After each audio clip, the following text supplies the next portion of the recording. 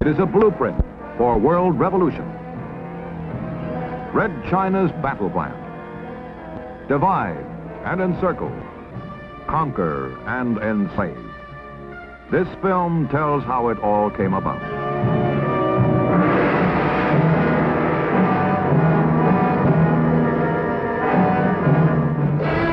China ceased to dominate various territories, which included 3.5 million square miles, an area equal in size to 3 Indias, or almost all of Europe.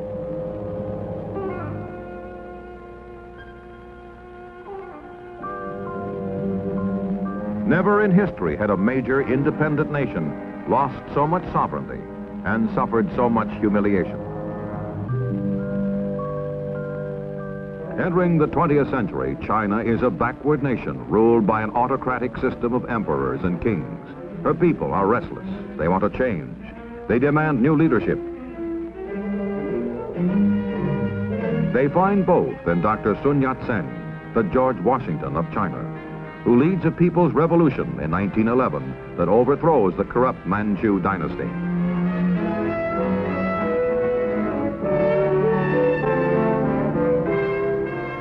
Dr. Sun's attempts to establish democracy in China are hampered by reactionaries, restorationists, warlords. And amid the chaos and unrest, the Chinese Communist Party is born. Mao Zedong attends the founding conference in 1921. A man of the soil, he believes that the ultimate power in China belongs to the peasants, who make up 80% of the nation's population.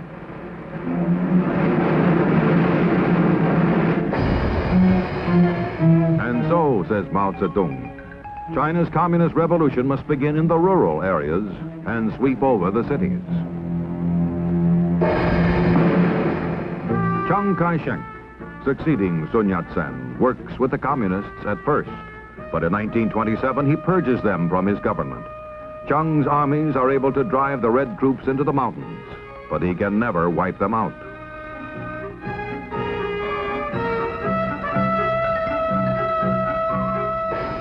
And in 1934, Mao Zedong undertakes his long march in search of sanctuary in the remote province of Shenxi, in the caves of Yan'an. It is as if an army had been ordered to march on foot 6,000 miles through hostile territory in 1 year. Following a tortuous roundabout route, the communists cross 18 mountain ranges, some of them higher than the European Alps.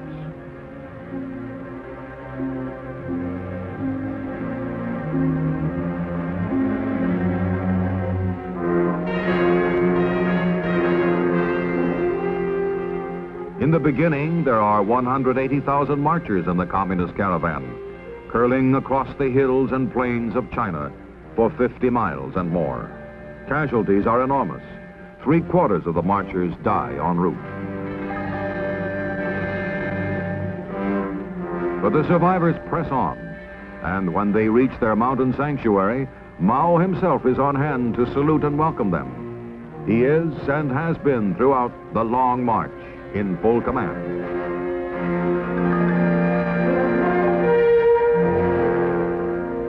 There are only a few thousand communists in the caves of Yan'an, but from this humble beginning, their influence will grow and multiply, reach out and conquer.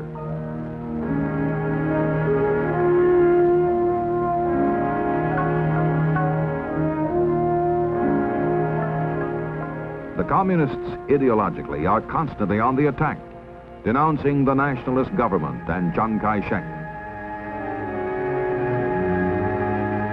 And Mao does something no military leader in China has done before. He sends his soldiers into the fields to work beside the peasants, to help them, and to talk to them of the new China, the communist China, in which landlords will be made to give up their farms to the peasants.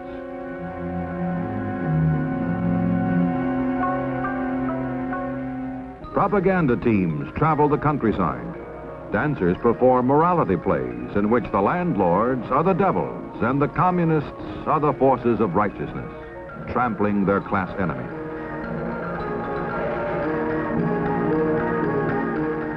Chiang Kai-shek is aware of the growing pro-communist sentiment in China. He realizes that it is a threat as great, if not greater, than the aggressive ambitions of the Japanese.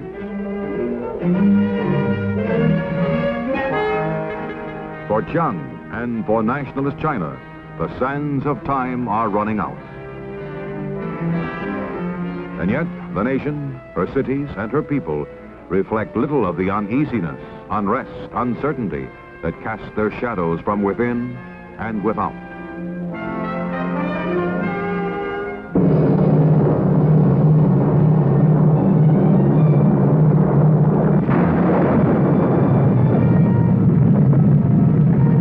Shanghai, 1937. The blow falls. Japan strikes.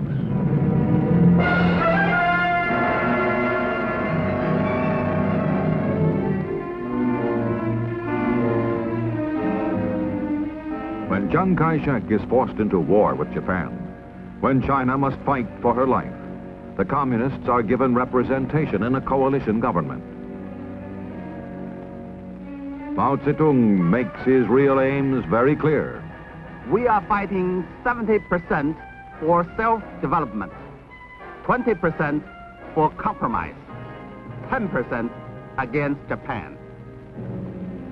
As the Sino-Japanese War goes on, Mao is promoted in Chinese communist propaganda as a popular anti-Japanese patriot.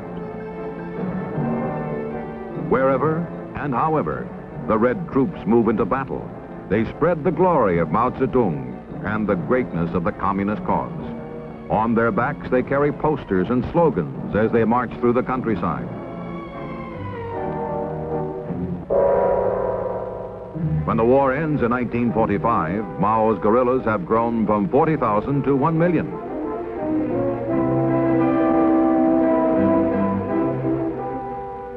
The enemy from without has been conquered, but within, the fight has just begun. For post-war China is a nation exhausted by battle. People eat grass. Misery and hunger are deeply etched on the land and on the people.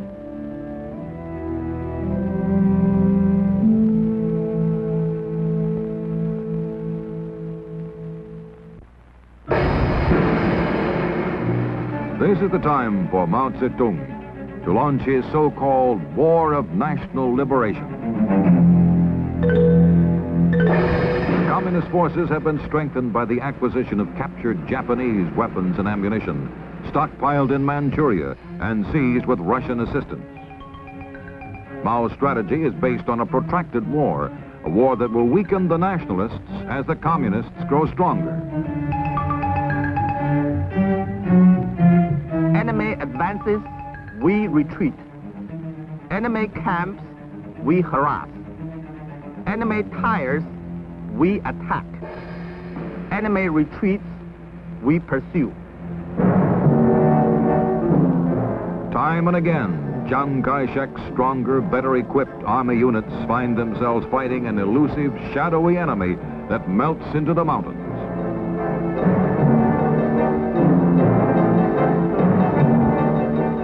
And in the midst of battle, communist soldiers harangue the nationalists, calling on Chiang's troops, often with great effect, to desert to the communist side.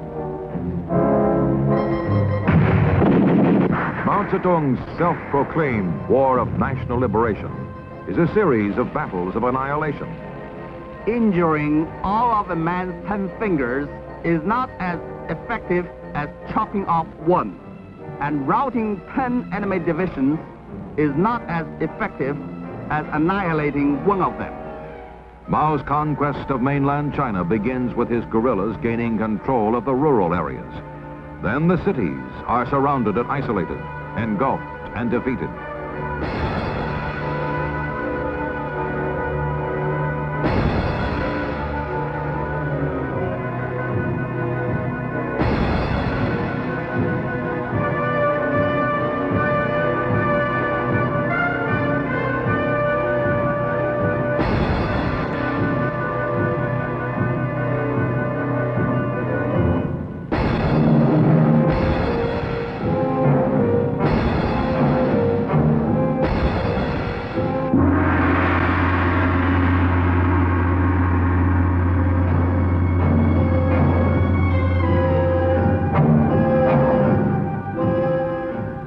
blueprint for conquest is succeeding just as planned.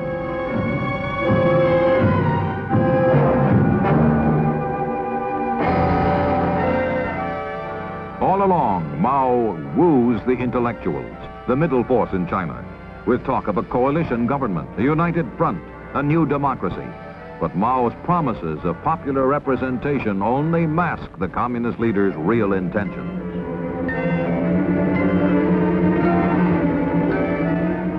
Finally, all of mainland China is swallowed up by the so-called liberation movement, and 1/4 of the world's population is brought under communist control.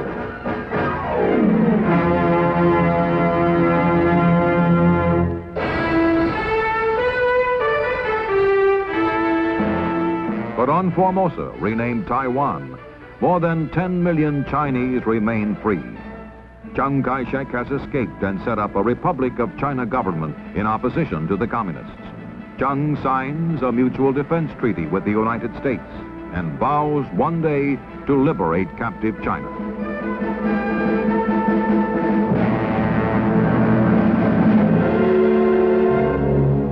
In Beiping, on October 1st, 1949, Mao Zedong proclaims the birth of the People's Republic of China. In communist China, with the War of National Liberation won, Mao Zedong reveals to the world that he is no gentle agrarian reformer. In the first 5 years of the People's Republic, at least 800,000 anti-communists, by Mao's own admission, are tried and executed. Millions more die from local excesses, from imprisonment, from assignment to so-called labor reform units. In foreign affairs, Mao becomes increasingly militant.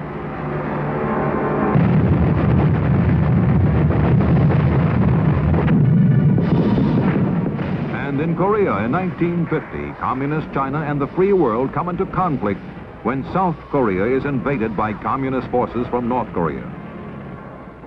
The United Nations Security Council is convened in emergency session in New York, and the members vote to send troops into combat to help defend the independence and sovereignty of South Korea.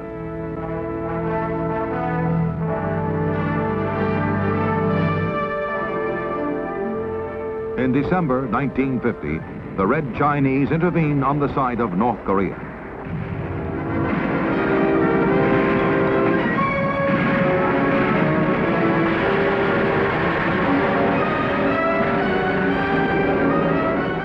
For 2.5 years, the UN and communist troops fight and fall in Korea.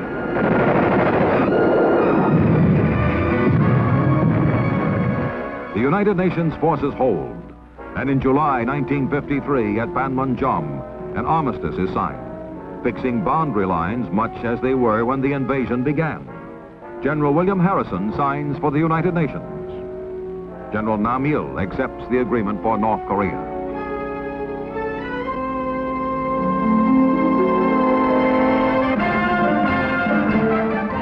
As the communist Chinese troops withdraw and return to their homeland, Mao Zedong claims a momentous victory over the free world.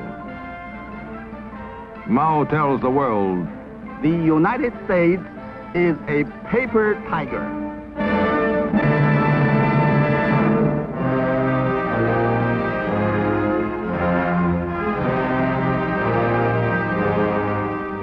Immediately after the establishment of the People's Republic, all is harmony between the Chinese dragon and the Russian bear. Moscow rolls out the red carpet for the visitor from Peking. And it is not long before the two giants of the communist world, controlling together more than 1 billion lives, sign a 30-year treaty of friendship, alliance, and assistance. Each country promises not to join in any coalition against the other, and both agree to consult regularly on matters of mutual concern.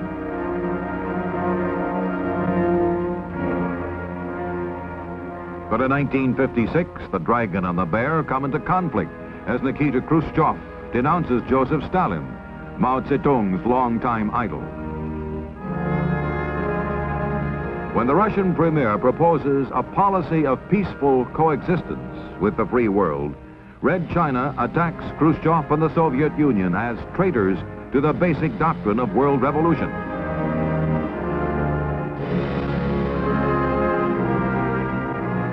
As the years go by, the rift grows wider.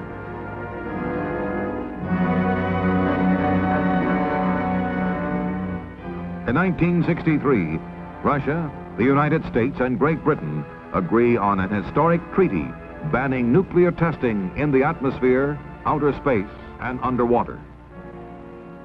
The treaty, the increasing contact and communications between Russia and the free world, reflect the Soviet leadership's growing concern with internal problems and so-called peaceful coexistence as a better way than force to spread communism around the world. Dean Rusk signs for the United States. Andrei Gromyko for the Soviet Union. And Alexander Douglas Hume for Great Britain. Red China denounces Moscow's new line and sets out to become the leader of world communism.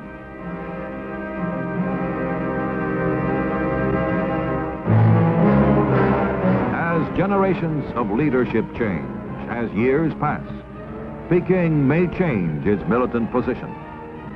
But today, Communist China seeks to spread its own brand of global revolution.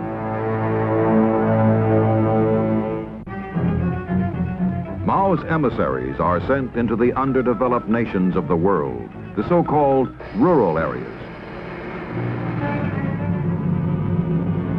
Red technicians arrive in Havana, seeking a foothold in the Caribbean, a satellite in the Western Hemisphere.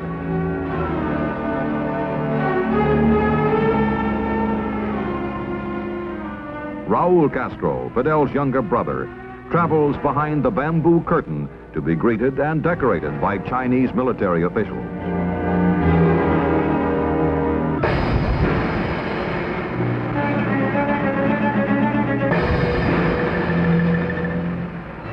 In Europe, Red China wins a satellite in tiny Albania.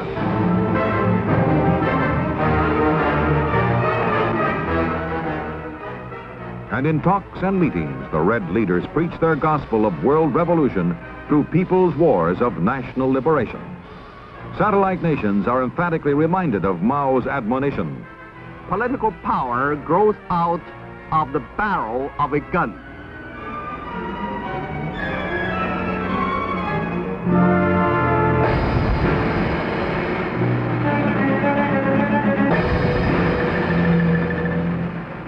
In Africa, Ghana and its leader, Kwame Nkrumah, received special...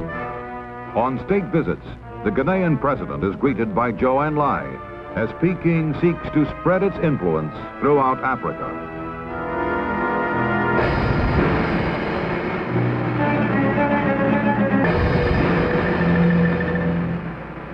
In Asia, the Chinese Communist regime seeks to become a friend and ally of Pakistan.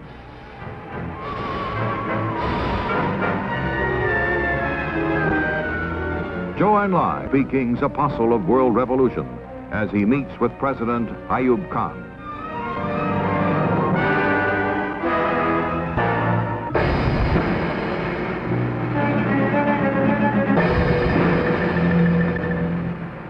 In alliances and agreements with Indonesia and other nations, Red China adheres to Mao Zedong's creed of conquest. The Marxist-Leninist principles of revolution hold good universally for China, all the other countries of the world. Red China's battle plan is spelled out in specific detail in an article written by Lin Biao, Vice Chairman of the Chinese Communist Party and Minister of Defense. Long live the victory of People's War is the title of the article.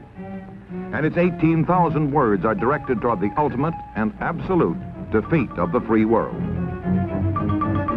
Victory for communism will come, says Lin Biao, through wars of national liberation. Country by country, continent by continent. Lin Biao's blueprint for world revolution follows Mao Zedong's classic conquest of China, dividing the world as a nation is divided into cities and rural areas. In this Red Chinese battle plan, North America and Western Europe are the cities of the world, and Asia, Africa, Central America, and South America, the rural areas. With revolutions such as the war in Vietnam organized everywhere, there will be, says Lin Biao, a tide of opposition to the free world.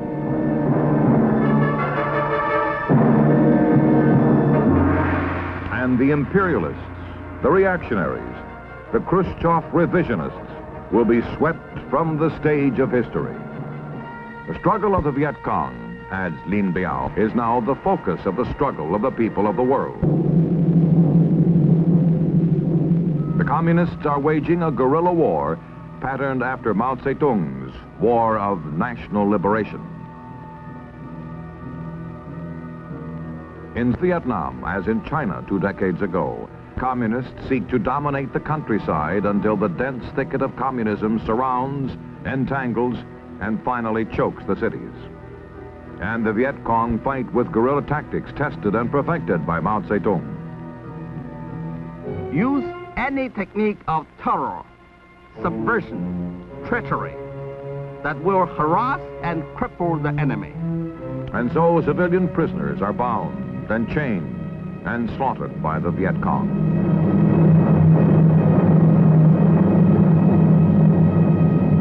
Peking is careful to assert that revolutions cannot be important. But, says Lin Biao, that does not exclude support for revolutionary peoples in their struggles.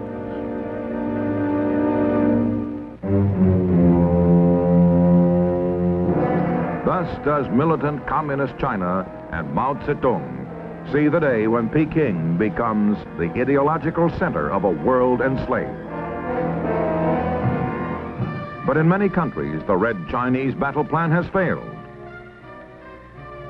In Ghana, Kwame Nkrumah, good friend and faithful ally of Mao Zedong, is today a fallen idol, a deposed ruler, a man without a country.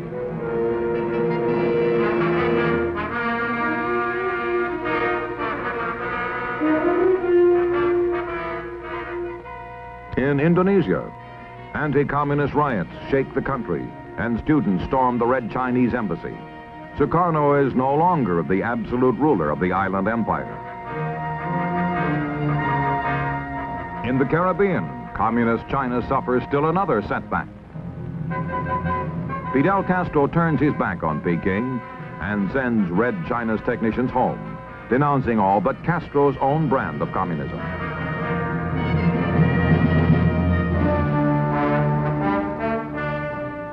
In Asia, nations large and small stand together, strong, alert.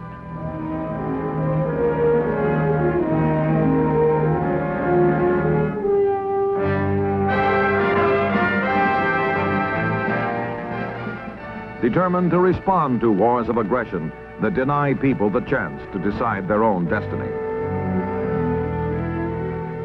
Striving for peace. Striving for a world in which nations live by law and reason, not by threats and destruction. In a world of so-called cities and rural areas, the emerging nations and industrial countries are today partners in progress, building together for peace. The cities, the fortunate nations of the world, are bringing to the rural areas, the poorer nations, the skills and assistance needed to help them and their people build and create a better life. For this generation and those to come, carrying on a tradition of hope and the dignity of man, a conviction born long ago, far away. When this bell rang out the news that a new nation was born, a new truth proclaimed, that man is born to be and to remain forever free.